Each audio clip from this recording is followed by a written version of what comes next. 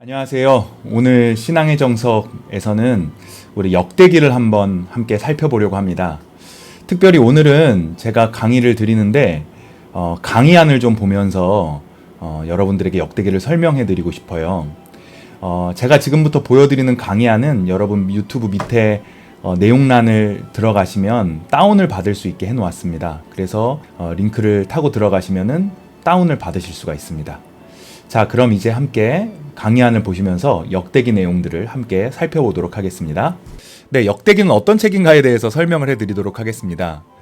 역대상, 역대하, 에스라, 느헤미야를 보통 역대기 역사서라고 부릅니다. 여호수아, 또 사사기, 룻기, 사무엘 상하, 열왕기 상하, 여기까지를 신명기적 역사서라고 부르거든요. 근데 이 역대기 역사서는 신명기적 역사서와 역사를 바라보는 관점이 조금 다릅니다. 어떤 점에서 다를까요? 한마디로 말하자면 신명기 역사는 율법을 강조하는 반면에 역대기 역사는 성전을 강조한다는 데 차이점이 있습니다. 이것이 무슨 의미인지 제가 지금부터 차근차근 설명을 해드리도록 하겠습니다. 자, 역대기는 인기가 없는 책이에요. 읽기가 굉장히 어렵습니다. 왜냐하면 역대기는 사람들 이름이 엄청 많이 나오거든요. 자, 이제 역대기를 읽으려고 책을 딱 펼치면 역대상 1장부터 무려 8장까지 아담에서부터 사울의 족보가 나옵니다. 그러니까 사람들 이름이 계속 나오는 거예요. 그러니까 읽어도 이게 무슨 말인지 모르겠고 생소한 이름들이 너무 많고 그렇죠. 그리고 이제 9장을 보면은 바벨론으로 끌려갔다가 돌아온 사람들의 명단이 나옵니다. 이렇게 처음 1장부터 9장까지 읽어나가기가 너무 힘들어요. 진입장벽이 굉장히 높은 거죠. 그래서 겨우겨우 9장까지 읽고 나면 11장부터 12장까지는 이번에는 다윗의 용사들 이름이 나와요. 생전 처음 들어보는 그 이름들이 나옵니다. 그래서 이제 겨우 12장까지 읽고 나면은 22장부터 다윗이 성전 건축을 준비하는 장면이 나오는데 여기에서는 이 성전을 건축하는 데에 동참하는 레위 사람들과 제사장들의 명단이 아주 장황하게 나옵니다.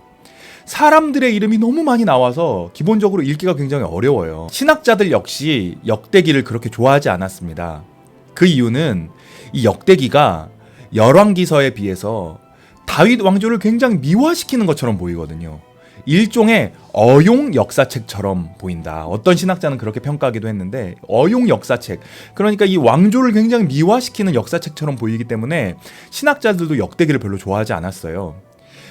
예를 들어서 사무엘서에 나오는 다윗 가문의 죄악 있잖아요. 다윗이 저질렀던 죄악들, 이런 것들이 역대기에는 나오지가 않는 경우가 굉장히 많이 있습니다. 예를 들어서 그 유명한 여러분들 다 잘 알고 계시는 다윗과 밧세바 이야기가 역대기에는 나오지 않습니다. 사울과 다윗이 서로 추격했던 장면 이야기도 나오지 않고요.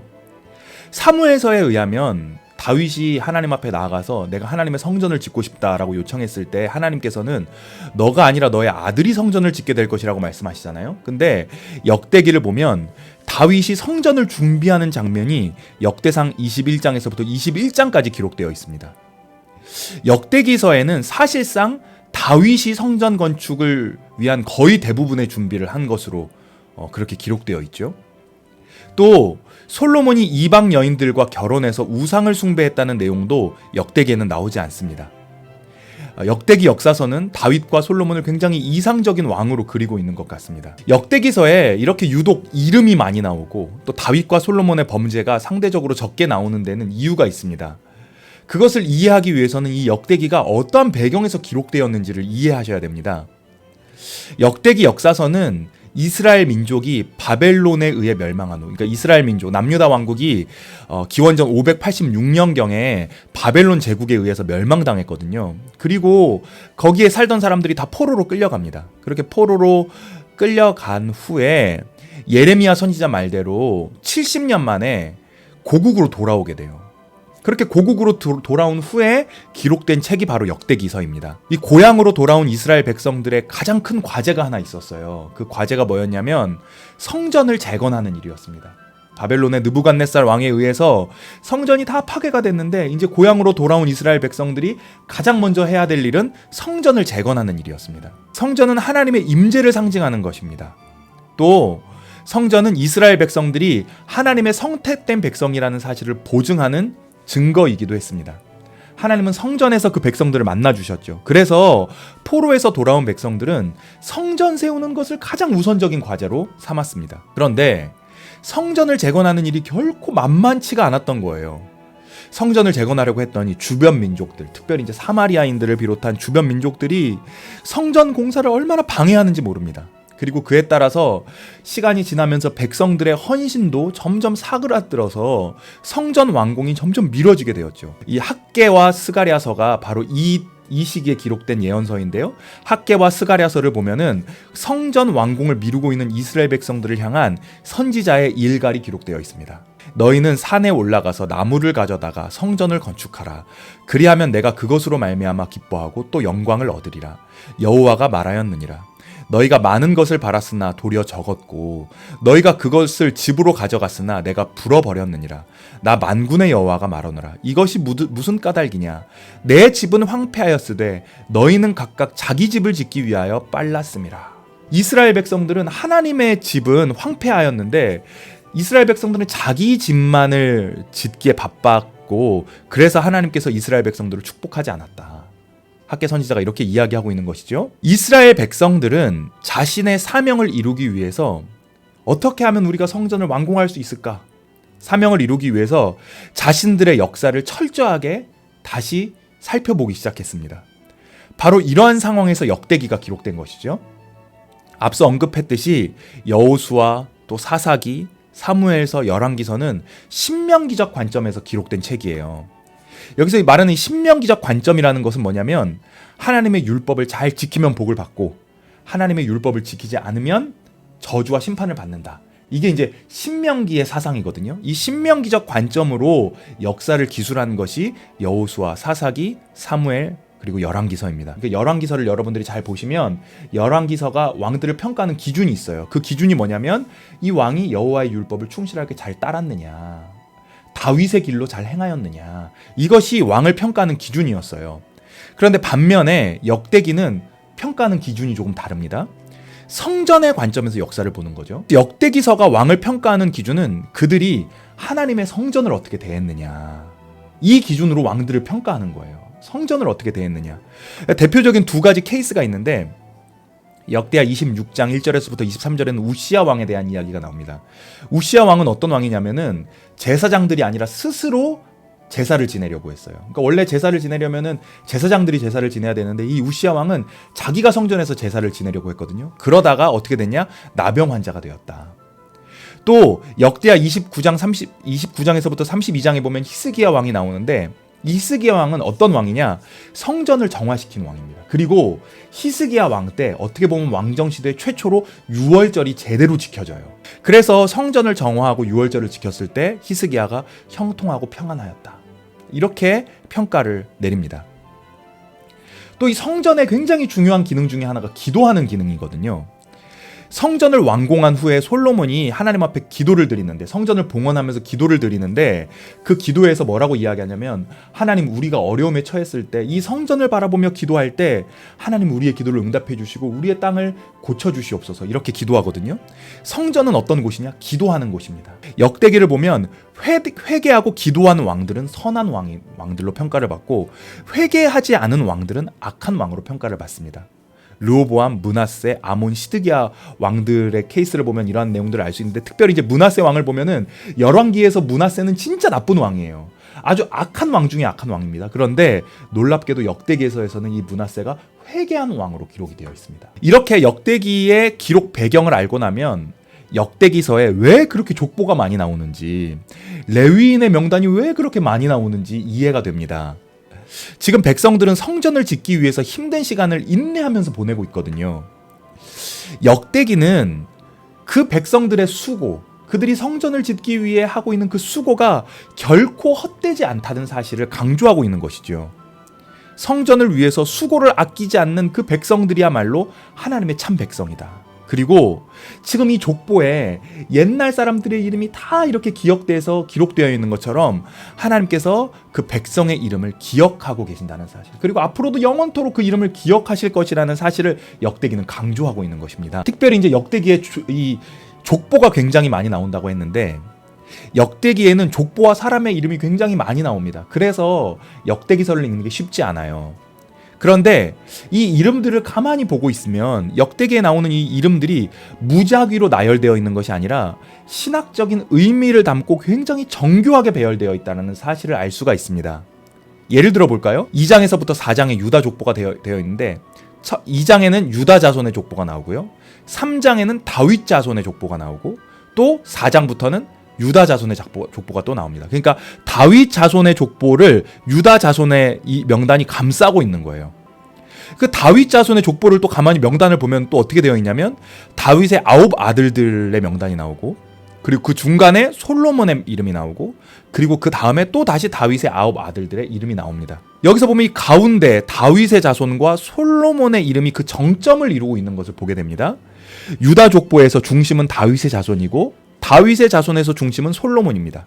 이렇게 다윗과 솔로몬을 이 명단의 정점에 두고 있는 것이죠. 왜요? 이들이 바로 다윗과 솔로몬이 성전을 지은 왕이기 때문입니다.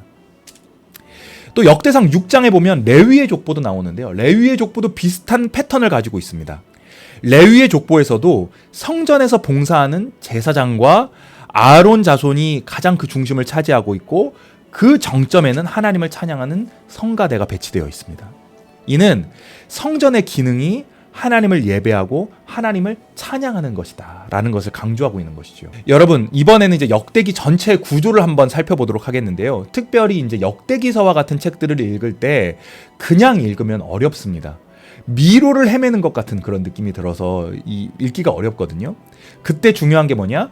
전체적인 구조를 파악하고 있는 게 중요해요. 역대기서를 아주 단순하게 구분하면 역대상, 역대하는 네 부분으로 나누어 볼 수가 있어요. 역대상 1장에서부터 9장까지는 족보가 나옵니다. 아까 제가 말씀드렸죠? 족보가 나오는데 이 족보가 어디에서부터? 아담에서부터 포로 귀한 자들까지의 족보가 나옵니다. 그리고 역대상 10장에서부터 29장에서는 다윗이 성전 건축을 준비하는 내용들이 나와요. 약 33년에 걸쳐서 다윗 왕이 하나님의 성전을 건축하기 위해서 준비하는 그 장면들이 나옵니다. 역대하 1장에서부터 9장은 이제 솔로몬이 성전을 본격적으로 건축하고 성전을 하나님 앞에 봉헌하고 봉헌하면서 하나님 앞에 기도하는 장면들이 나옵니다. 이 성전을 건축하는 기간이 약 40년이 걸립니다. 그리고 이후에 역대하 10장에서부터 36장은 솔로몬 이후에 남유다 왕들이 나오죠. 근데 여기서도 우리가 주목해야 될 게 뭐냐면 열왕기서에는 북이스라엘 왕들과 남유다 왕들이 교차적으로 나오는데 이 역대기에서는 북이스라엘에 대한 언급이 거의 나오지 않습니다. 왜냐하면 북이스라엘은 이미 멸망해 버렸거든요. 그래서 여러분들이 이 구조를 잘 머릿속에 새기고, 복잡하지 않죠? 이 구조를 머릿속에 잘 새기시고 성경을 읽으시면, 역대기를 읽으시면 역대기를 보다 쉽게 이해하실 수 있다. 네, 이렇게 말씀드릴 수가 있겠습니다. 그러면 이제 이 역대기가 오늘 우리에게 어떠한 의미가 있느냐를 살펴볼 텐데, 바벨론 포로에서 돌아온 이스라엘 백성들이 성전을 중심으로 자신들의 역사를 이해한 역대기가 신약 시대를 살아가는 우리에게 무슨 의미가 있을까 하는 질문을 해볼 수가 있습니다. 그런데 여러분, 신약 성경에도 성전은 굉장히 중요한 의미를 가지고 있습니다. 특별히 요한복음 2장 19절 20절을 보면 예수님께서 성전에서 장사하는 사람들을 다 내어 쫓으신 다음에 뭐라고 말씀하세요? 이 성전을 헐라, 내가 사흘 만에 다시 세우리라, 이렇게 말씀하시잖아요.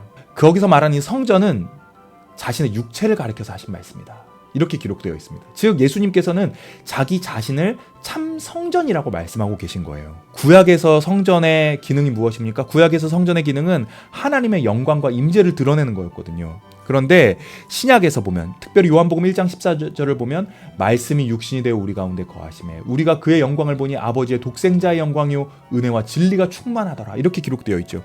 그러니까 예수님이 하나님의 영광을 드러내는 참 성전이다 라는 것이 바로 요한복음 1장 14절의 말씀입니다. 뿐만 아니라 우리가 예수님을 믿으면 어떻게 됩니까? 그 하나님의 영이 우리 가운데 거하시게 되죠. 그리고 우리가 하나님의 성전이 됩니다. 고린도전서 3장 16절에 너희는 너희가 하나님의 성전인 것과 하나님의 성령이 너희 안에 거하시는 것을 알지 못하느냐 기록되어 있죠. 예수님을 믿게 되면 우리가 예수님의 성령을 받게 되고 예수님의 성령이 우리 안에 거하실 때 우리가 성전이 된다. 그래서 예수님께서는 우리의 모퉁이 돌이 되셔서 모든 성도들이 함께 성전으로 지어져 갑니다. 에베소서 2장 21절 22절을 보면 그의 안에서 건물마다 서로 연결하여 주 안에서 성전이 되어가고, 우리가 성전이 되어간다는 겁니다.